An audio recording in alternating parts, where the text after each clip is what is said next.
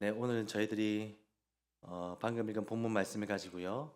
반드시 일어날 일을 내게 보이리라 라는 제목으로 함께 말씀을 나누도록 하겠습니다. 어, 좀 전까지만 해도 그 천국은 마치 하신다고 분위기가 업되어 계셨는데요. 그 업을 계속해서 유지하셔야 되는데 잘 모르겠습니다. 여러분, 오늘부터 저희들이 함께 볼 말씀은요. 성경 66권 중에 가장 마지막 책인 요한계시록입니다. 매년마다 성경을 통독하신 분들 가운데서는요. 여기까지 오시면 아마도 이 두 가지의 마음을 가지게 되시는 분들이 꽤 계실 것 같아요. 또 성경 통독의 목적을 이루었다는 뿌듯함과 또다시 무슨 말씀인지 도무지 이해가 가지 않는 요한계시록을 읽고 지나가야 한다는 뭔가 모를 그런 부담감?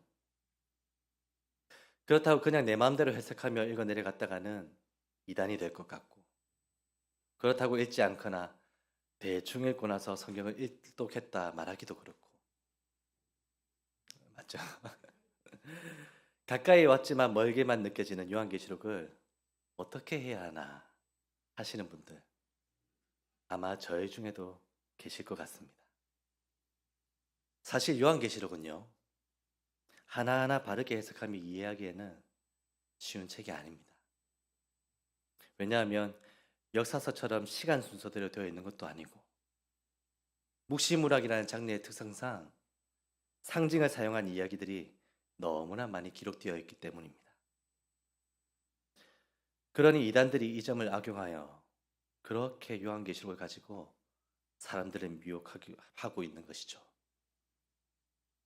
당시의 문화와 배경 속에서 살아가는 기독교인들, 특별히 요한계시록 2장과 3장에서 말씀하고 있는 소아시아의 7교회 성도들이 아니고서는요, 그냥 한두 번 읽어 내려간다고 해서 그들처럼 바르고 정확하게 이해하기가 정말 쉽지가 않습니다. 그렇다고 포기할 수는 없죠. 요한계시록은 감추어진 것이 아니라 드러내어 알게 하신 하나님이 계시하신 하나님의 말씀이시기 때문입니다. 하나님께서 사도 요한을 통해 보여주시고 알게 하신 것들을 기록하게 하시고 당시 이 편지를 받아 읽었을 소아시아의 7교회와 이후의 수많은 그리스도인들 그리고 오늘날 우리들에게까지도 요한계시록을 통해 말씀하고 싶어 하시는 것이 있기 때문이에요. 요한계시록 1장 1절에서는 이렇게 말씀합니다. 예수 그리스도의 계시라 이는 하나님이 그에게 주사 반드시 속히 일어날 일들을 그 종들에게 보이시려고 그의 천사를 그 종 요한에게 보내어 알게 하신 것이라. 아멘. 여러분, 그 알게 하신 것이 무엇일까요? 666? 14만 4천? 아니면 천년왕국? 우리가 궁금해하는 것들이 아니라 하나님이 요한계시록을 통해 말씀하시고자 하신 것이 무엇일까요? 저희 앞으로 요한계시록을 읽으시면서 그것을 발견하시기 전에 오늘 본문 말씀에 들어가기 전에 이 말씀의 배경이 어땠는지를 먼저 함께 간단히 보도록 하겠습니다. 다른 성경들도 마찬가지지만 요한계시록은 특히 그 배경을 아는 것이 중요합니다. 왜냐하면요. 그 책에 기록된 상징들은 반드시 그 당시의 배경과 문화 안에서 해석되어야 하기 때문입니다.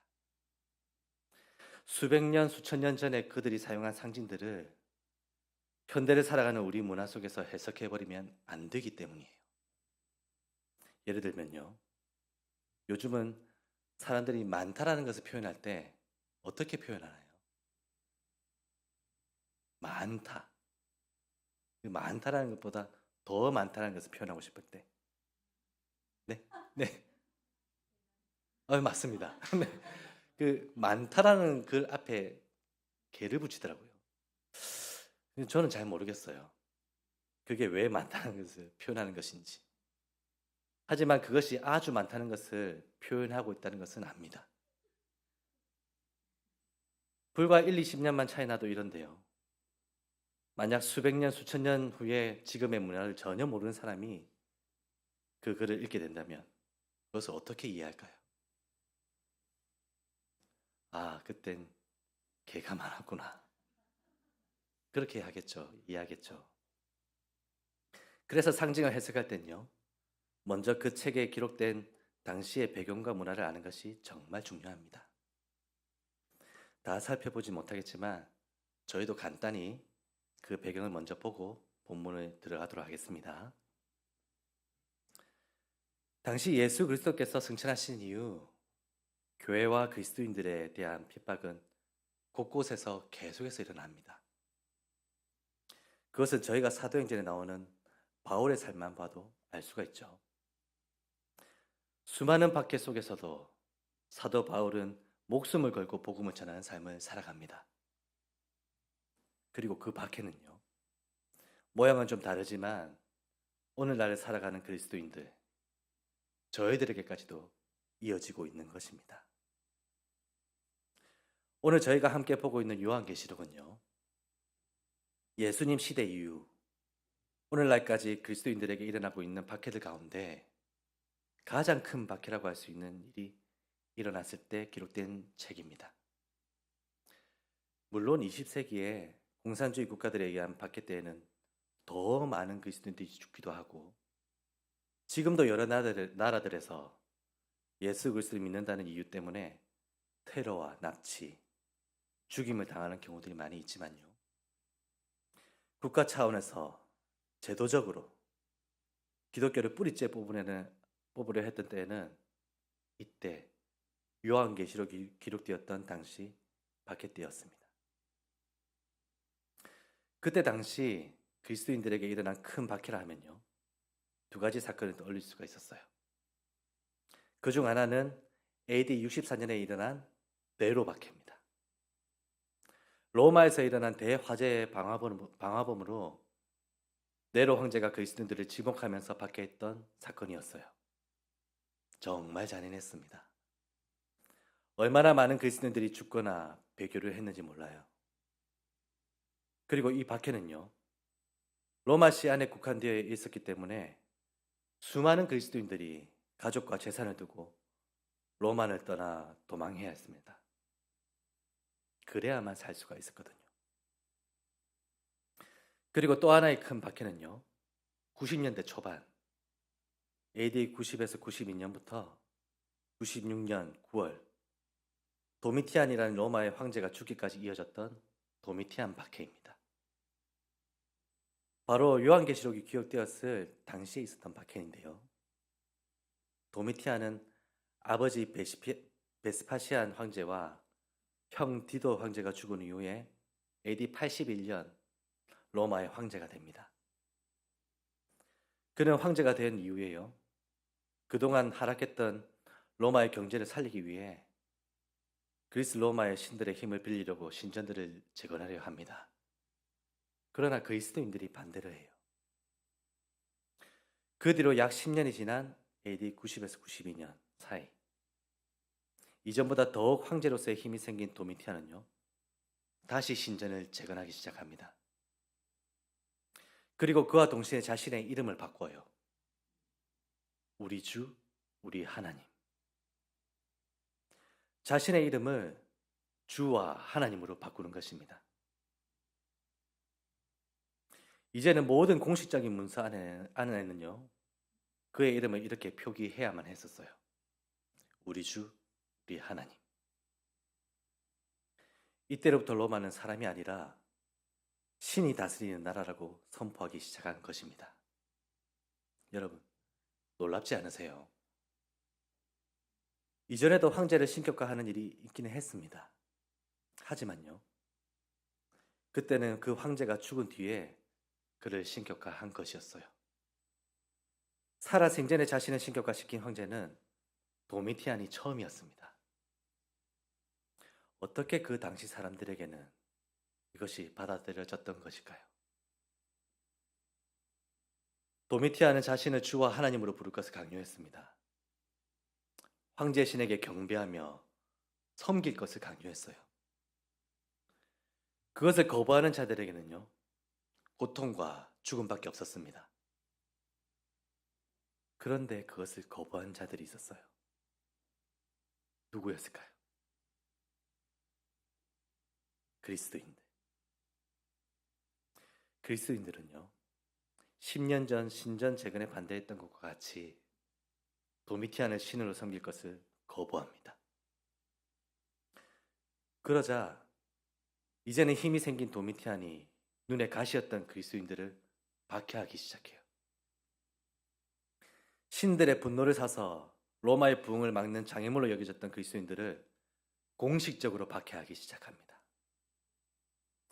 이전에 AD 64년에 있었던 네로 박해 때와는 달리 로마시를 넘어 대로마 제국 전 지역에서 있는 그리스도인들을 박해했던 사건이었어요. 박해도 그런 박해가 없었습니다. 네로 박해 때보다 더 잔인했었어요. 여러분 한번 상상해 보시겠어요? 저는 로마에서 태어났습니다. 로마 시민으로 태어나 누구보다 로마법을 잘 지키면서 살아왔어요. 그리고 어려운 이웃들도 많이 도우며 살아왔습니다. 내 것을 내 것으로 여기지 않고 항상 내 이웃과 나누며 살았어요. 사람들은 저를 이야기할 때요, 법 없이도 살 사람이라고 이야기들 합니다. 그렇게 살아가는 중에 한 사람이 저에게 찾아와 묻습니다. 당신은 정말 특별한 사람인 것 같습니다. 제가 그동안 살면서 당신처럼 선한 사람을 본 적이 없습니다. 어떻게 그렇게 살 수가 있는 것인가요? 저는 겸손하게 그 무릎에 답합니다. 아이고, 아닙니다. 저도 부족한 사람입니다. 다만 온 사랑의 교회에서 배운 말씀대로 실천한 것뿐이에요. 그러자 질문을 하던 그 사람이 갑자기 사라지는 것이에요. 그리고는요, 로마 병사와 함께 다시 저를 찾아옵니다. 병사들이 저를 끌고 가요. 어둡고 칙칙한 곳에서 저를 고문하며 심문합니다. 너와 함께 있던 다른 그리스도인들은 어디 있느냐? 계속해서 고문하며 묻는 것입니다. 너무 고통스러워요. 너무 힘들어서 재강 선생님이 어디 있는지, 이동숙 권사님이 어디 계신지 불고 싶은 마음이 정말 여기까지 올라오는 것입니다. 그래도 불지 않아요. 끝까지 참고 입술을 깨물고 불지 않는 것입니다. 아무리 고문을 해도 끝까지 견디는 것이에요. 그러자 그들은 다른 방법을 사용합니다. 저와 자녀들을 데리고 와요. 그리고 식탁을 거하게 차려놓고 함께 식사를 하게 하는 것입니다. 우리 아이와 함께 놀아주며 나를 위로해요. 그동안 많이 힘들었지. 미안해. 내가 다른 그리스도인들이 모여있는 곳만 말하면 그러지도 않았을 텐데 끝까지 입을 열지 않으니까 어쩔 수 없었지. 다른 사람들이 어디 있는지만 말해. 그러면 넌 사랑하는 아내와 자녀와 매일같이 이런 식탁에서 함께 행복하게 식사를 하며 살게 될 거야. 다른 그리스도인들 어디 있어? 말해. 여러분들이라면 어떻게 하시겠습니까? 유희정 권사님이라면 어떻게 하시겠어요? 은영 선생님이라면 어떻게 하시겠습니까? 말씀하시겠어요?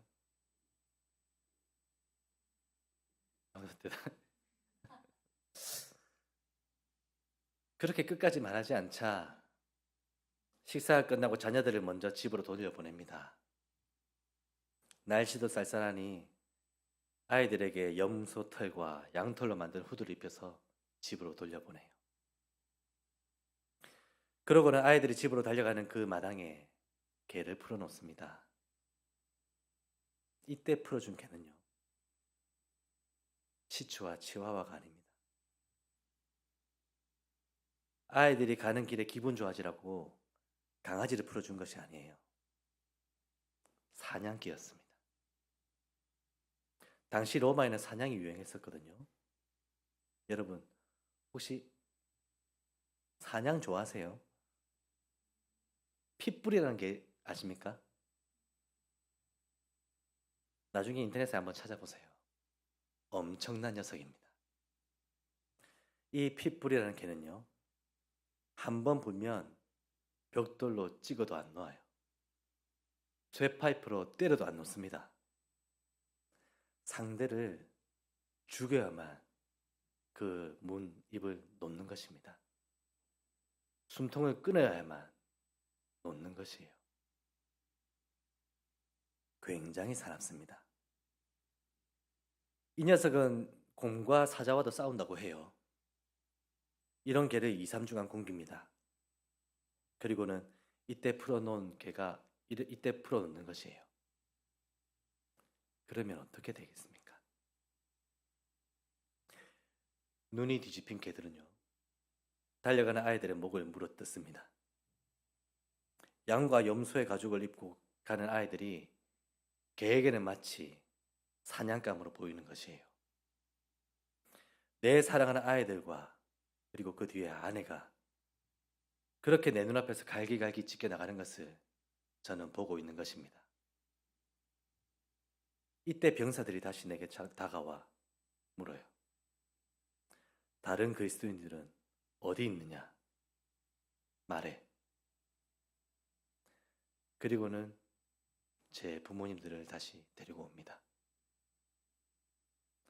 여러분들이라면 어떻게 하시겠어요? 정말 말 안 하고 견딜 수가 있으시겠습니까? 이외에도 너무나 잔인한 방법으로 그들은요, 그리스도인들을 박해했습니다. 실제로 많은 그리스도인들이 형제들이 있는 곳을 풀었다고 해요. 그리고 수많은 그리스도인들이 죽고 수많은 그리스도인들이 배교를 하거나 도망을 다녔다고 합니다. 요한계시록을 기록한 사도 요한도 이때 반모라고 하는 섬으로 유배를 당한 것이에요. 거기서 하나님으로부터 온 꿈과 환상을 본 사도 요한이 소아시아의 7교회와 박해 가운데 있는 그리스도인들에게 편지를 기록합니다. 직접 당하지 않고서는 말로 설명할 수 없는 핍박과 고통 가운데 있는 성도들에게요. 예수 그리스도의 계시라. 이는 하나님이 그에게 주사 반드시 속히 일어날 일들을 그 종들에게 보이시려고 그의 천사를 그 종의 요한에게 보내어 알게 하신 것이라. 여러분, 사도 요한이 이제부터 기록할 하나님이 보이시고 알게 하신 반드시 속히 일어날 일들이 무엇일까요? 여러분들이 당시 그때를 살아가는 그리스도인들이라면 어떤 말씀을 기대하시겠습니까? 사도 요한은요, 1장에서 서론을 이야기하고 2장과 3장에서 7교회에게 하시는 하나님의 말씀을 기록합니다. 그리고 오늘 본문 있는 4장과 5장에서는요, 하늘의 예배에 대해서 이야기를 해요. 그 시작을 이렇게 시작합니다. 저희 본문 4장 1절에 다시 한번 볼까요? 본문 4장 1절을 함께 읽겠습니다.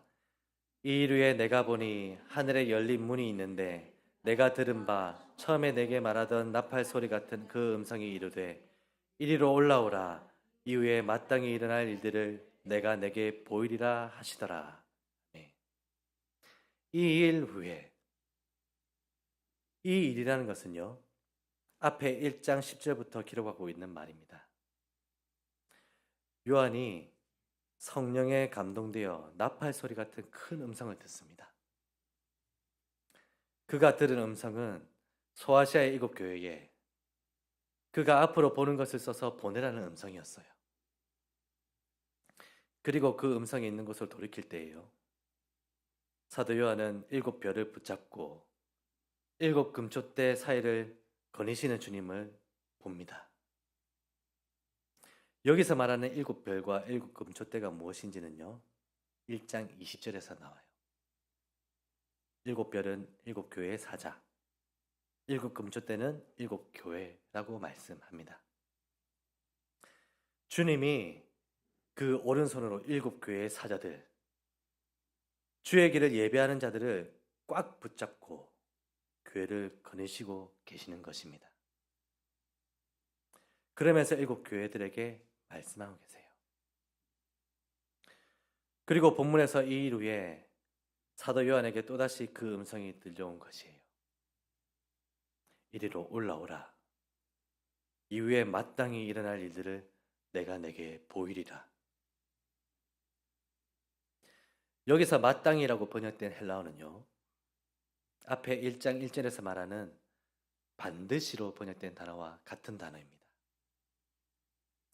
반드시 해야 하는 것, 반드시 일어나는 것에 대해 말할 때 이 단어를 사용해요. 그러니 이런 것입니다. 내가 이제부터 너에게 보여주는 것은 반드시 일어나는 일이야. 우리가 지금부터 보게 되는 것은 반드시 일어나는 일이라는 것입니다. 내가 믿든 안 믿든 상관없는 것이에요. 하나님이 이제부터 보여주시는 모든 것들은 우리 인간의 영향을 받지 않습니다. 사람들이 어떻게 해석하고 이해하든 하나님은 하나님이 말씀하신 뜻과 의도대로 반드시 이루시는 것이에요. 이어서 바울이 봅니다. 본문 2절과 3절 함께 읽어볼까요? 시작. 내가 곧 성령에 감동되었더니 보라, 하늘에 보좌를 베풀었고 그 보좌 위에 앉으신 이가 있는데 앉으신 이의 모양이 벽옥과 황보석 같고 또 무지개가 있어 보좌에 둘렀는데 그 모양이 녹보석 같더라. 이어서 하나님이 요한에게 가장 먼저 보이신 것은요, 다른 것이 아닌 하나님 자신이었습니다. 하늘을 보좌 삼아 그 위에 앉아 계시는 하나님 자신이었어요. 여러분, 한 번 더 상상해 보시겠어요? 그 넓은 하늘을 보좌 삼아 앉아 계신 하나님을 한번 상상해 보시겠습니까? 10장에서는요, 하늘에서 내려온 천사가 오른발은 바다에 발을 딛고 왼발은 땅을 밟고 서서 세세토록 살아계신 이름으로 맹세하는 장면이 나오거든요. 얼마나 그 크기가 크겠어요. 한 발은 바다에, 한 발은 땅에. 설마 인천 앞바다나 해운대에 한 발을 담그고 서 있지는 않았겠죠. 넓은 바다와 넓은 땅을 밟고 서 있지 않았겠습니까? 얼마나 그 크기가 컸겠습니까? 하물며 요한이 본문에서 본 하나님은요, 천사도 그렇게 컸을 텐데 그 넓은 하늘을 보좌 삼으시고 앉으신 그 하나님은 상상이나 할 수 있겠어요?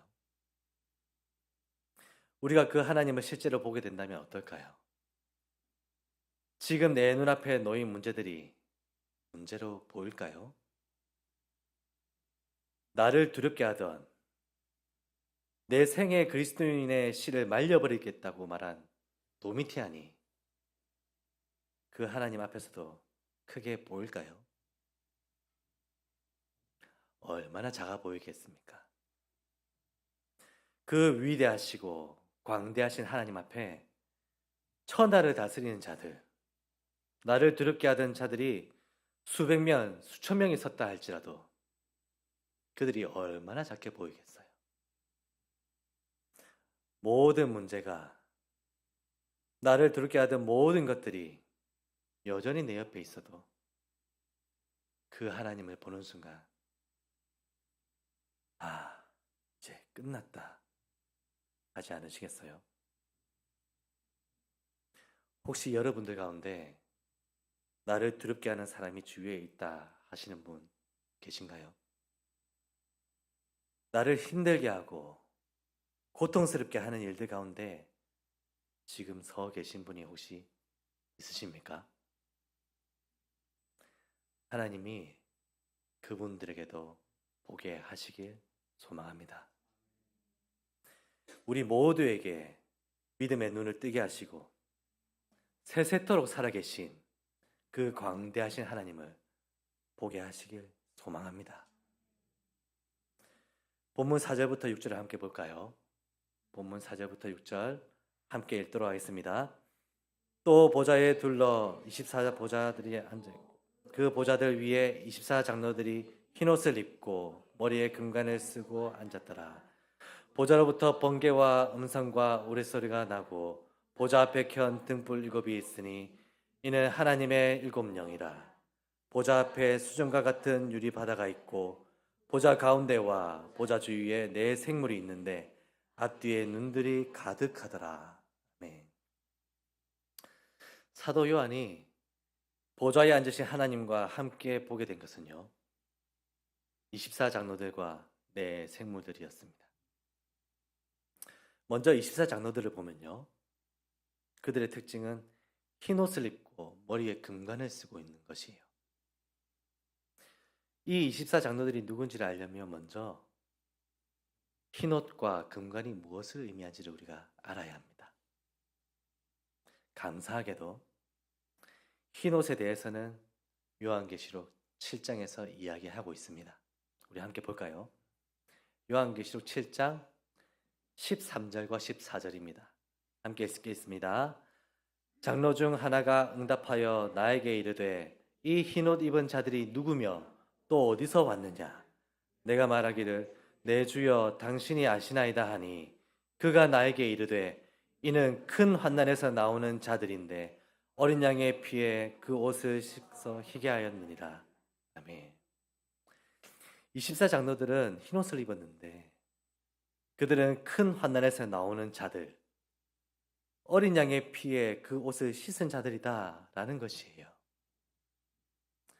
이것을 자꾸 문자적으로 해석하고 흰옷을 입히고 금관을 씌우고 그런 분들이 계신데요, 그러면 안 되는 것입니다.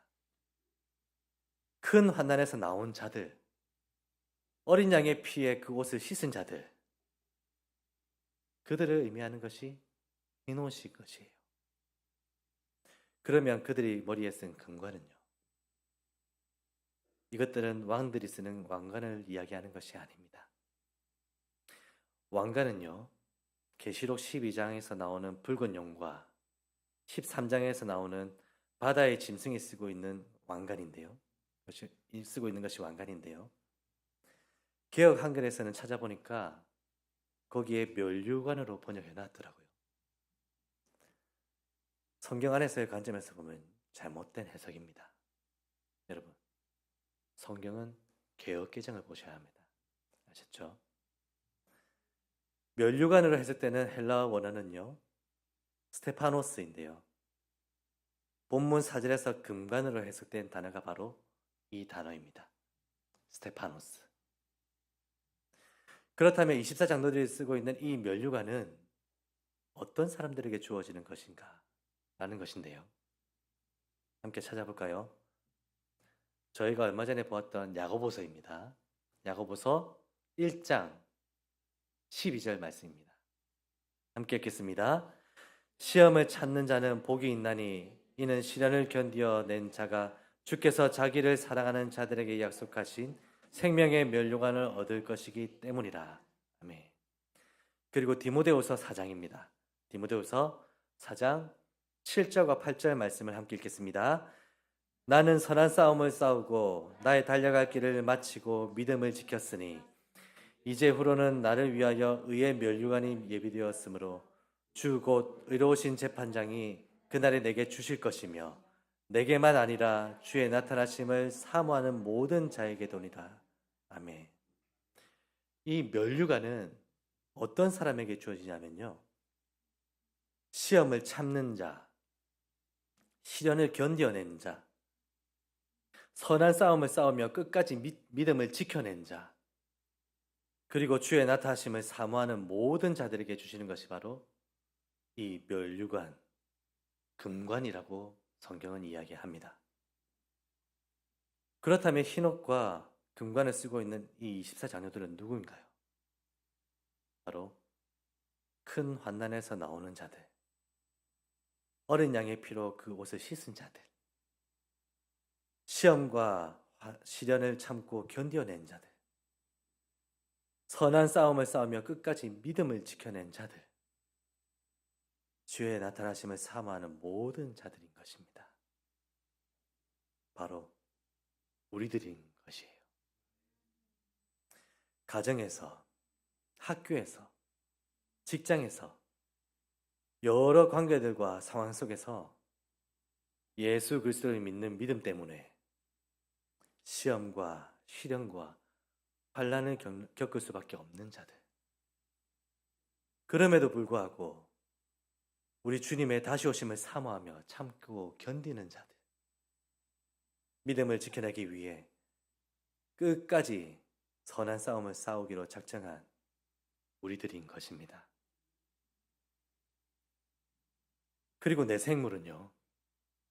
그들의 특징은 하나는 사자 같고, 둘째 생물은 송아지 같고, 셋째 생물은 얼굴이 사람 같고, 넷째 생물은 날아가는 독수리 같아요. 에스겔서에서도 이와 유사한 네 생물이 등장하는데요. 어떤 사람들은 민수기를 근거로 이 네 생물을 하나님의 백성으로 해석하기도 합니다. 왜냐하면 민수기를 보면서 12지파를 3지파씩 묶고 그 그룹을 상징하는 깃발을 만들어요. 그리고 네 그룹을 상징하는 각 깃발에 사자와 송아지, 사람, 독수리가 있습니다. 그래서 이 네 생물이 하나님의 백성이라는 것이에요. 그리고 어떤 사람들은요, 복음서를 근거로 이 네 생물을 예수님으로 해석하기도 합니다. 사복음서가 각각에서 묘사하는 예수님의 모습이 있거든요. 마태복음은 유대인의 왕, 마가복음은 고단받는 종, 누가복음은 사람으로 오신 예수님, 요한복음은 성자 하나님이신 예수. 그래서 왕을 사자로, 고난받는 종을 송아지, 사람은 사람, 성자 하나님은 독수리이기 때문에 내 생물이 예수님이라는 것입니다. 여러분, 그런데요, 이렇게 내 생물을 하나님의 백성과 예수님으로 해석하면요, 계시록 5장 6절과 부딪힙니다. 저희 5장 6절을 함께 볼까요? 6절을 함께 읽도록 하겠습니다. 앞부분만 함께 읽도록 하겠습니다. 시작. 내가 또 보니 보좌와 내 생물과 장로들 사이에 한 어린 양이 서 있는데 일찍이 죽임을 당한 것 같더라. 보좌와 내 생물과 장로들 사이에 예수님이 서 계세요. 그렇기 때문에 내 생물이 또다시 24장로들이 될 수가 없고 그들 사이에 서 계신 어린 양이 될 수 없는 것입니다. 그렇다면 이 내 생물은 무엇일까요? 미드라시라는 유대인 랍비 주석서를 보면요, 미드라시 라바 22장 13절에 이런 글이 있습니다. 제가 한번 읽어봐 드리겠습니다. 세상에 네 종류의 탁월한 존재가 창조되었다. 모든 것 가운데 가장 탁월한 것은 사람, 날짐승 가운데 가장 탁월한 것은 독수리, 금수 중에는 소, 맹수 중에는 사자. 그것들은 모두 거룩한 부대의 바퀴 밑에 위치해 있다 라는 글이 있어요. 그리고 요한계시록 4장에서 말하는 네 생물을 모든 피조물을 대표하여 하나님을 예배하는 존재로 그곳에서는 해석하고 있습니다. 저희 개혁주의 안에서는요, 여기서 말하는 것들 가운데 내 생물이 모든 피조물을 대표하고 그것은 궁극적으로 하나님을 찬양하도록 지음받았다는 것을 수용합니다. 그렇기 때문에요. 저희는 본문에서 등장한 내 생물을 하나님이 창조하신 모든 피조물을 대표하는 것이라고 보면 될 것 같아요. 본문 8절부터 11절도 한번 볼까요? 본문 8절부터 11절 함께 읽도록 하겠습니다. 시작. 내 생물은 각각 6날개를 가졌고 그 안과 주위에는 눈들이 가득하더라. 그들이 밤낮 쉬지 않고 이르기를 거룩하다 거룩하다 거룩하다 주 하나님 곧 전능하신 이여 전에도 계셨고 이제도 계시고 장차 오실 이시라 하고 그 생물들이 보좌에 앉으사 세세토록 살아계시는 이에게 영광과 존귀와 감사를 돌릴 때에 24장로들이 보좌에 앉으신 이 앞에 엎드려 세세토록 살아계시는 이에게 경배하고 자기의 간을 보좌 앞에 드리며 이르되 우리 주 하나님이여 영광과 존귀와 권능을 받으시는 것이 합당하오니 주께서 만물을 지으신지라 만물이 주의 뜻대로 있었고 또 지으심을 받았나이다 하라.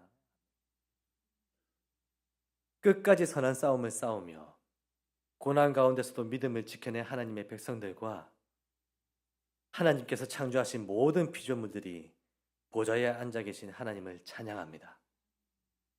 거룩하다 거룩하다 거룩하다 주 하나님 곧 전능하신 이여 전에도 계셨고 이제도 계시고 장차 오실 이시라.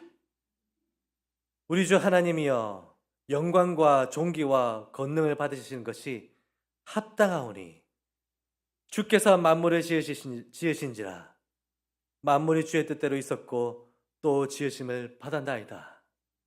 아멘.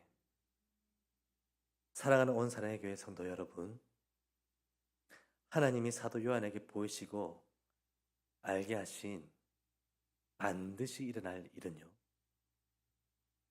그 오른손으로 7교회의 사자들, 주의 길을 예비하는 자들을 꽉 붙잡으시고 교회들 사이를 거닐시고 계시는 주님이었습니다.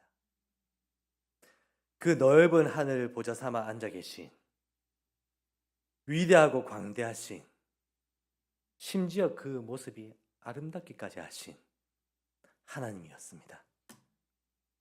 그리고 그 보좌에 앉아 계신 하나님과 어린 양 되신 예수님을 끝까지 선한 싸움을 하며 고난 가운데서도 믿음을 지켜낸 하나님의 백성들과 하나님께서 창조하신 모든 피조물들이 밤낮을 쉬지 않고 큰 소리로 찬양하며 경배하는 모습이었습니다. 예수님 시대 이후 가장 큰 박해가 있었던 그때에 수많은 사람들이 죽고 수많은 사람들이 배교하고 수많은 사람들이 도망을 다녀야 했을 그때에 수많은 그리스도인들이 하나님이 살아계시다면 우리가 왜 이런 고난을 받는 것인가? 라는 의문을 품고 두려움과 고통 속에서 살고 있었을 그때에 하나님이 그들에게 그리고 우리들에게 지금 하시고 계신 말씀은요, 주님이 지금 우리를 꽉 붙잡으시고 이 땅에 교회된 하나님의 백성들 사이를 거닐고 계신다는 것이에요. 우리가 지금 아무리 힘든 상황 가운데 있다 하더라도, 그것이 목숨을 위협하는 일이라 하더라도 그 광대하신 하나님이 하늘을 보좌 삼으시고 앉으셔서 이전에도 지금도 앞으로도 세세토록 살아계셔서 우리와 함께 계시며 우리의 예배를 받으신다는 것입니다. 이것은 반드시 이루어진다는 것이에요. 우리가 믿든 안 믿든. 사랑하는 여러분, 여러분들은 이 사실을 믿으십니까? 이 사실을 믿는 믿음으로 우리 주 예수 그리스도의 다시 오심을 사모하며 고난 가운데 피하지도 도망하지도 않고 끝까지 참고 견디며 믿음의 선한 싸움을 살아가시기로 결단하십니까? 반드시 일어날 그 일, 주님이 이 땅에 다시 오실 그날에 하나님께서는요, 자기 백성들의 눈물을 닦아주실 것입니다.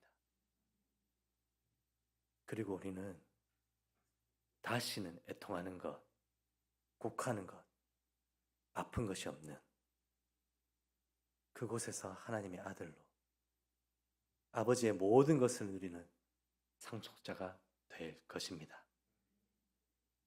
우리 모두 그것을 기대하며 이미 임한 하나님 나라에서의 예배를 날마다 경험하시는 저와 여러분들이 되시길 주님의 이름으로 축복합니다.